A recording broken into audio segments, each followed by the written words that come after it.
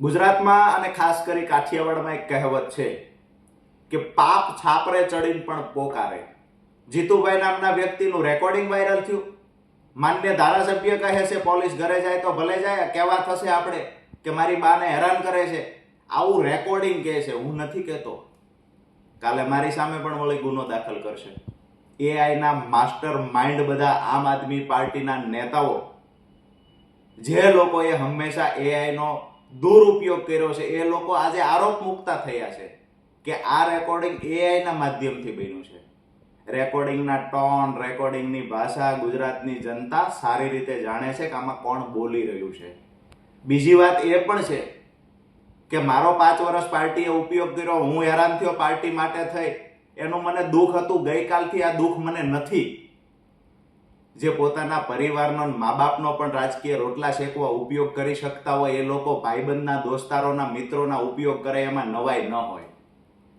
બીજી વાત કે જે લોકોએ મત આપી વિજય બનાવ્યા, અમે બધાએ પણ ખૂબ મહેનત કરી અને વિસાવદરના ધારાસભ્ય તરીકે પ્રસ્થાપિત કર્યા, ત્યાર પછી અમારા માટેની જે ભાષા હતી એ પણ અમે સાંભળી છે.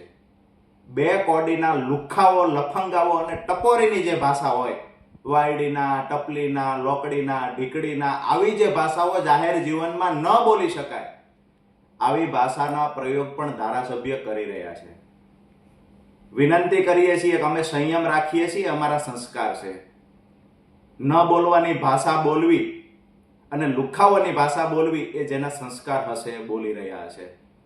રાજકીય રીતે સામસામે જ્યારે લડવું હોય ત્યારે લડી લેવાય, પણ કોઈની સહાનુભૂતિ મેળવવા માટે, કોઈના પર છાંટા ઉડાડવા, કોઈની સહાનુભૂતિ મેળવવા માટે થઈને આયોજનપૂર્વક એક નવટંકી ઊભી કરવી, મને લાગે છે કે જાહેર જીવનમાં રહેનાર વ્યક્તિ માટે આ વ્યાજબી નથી.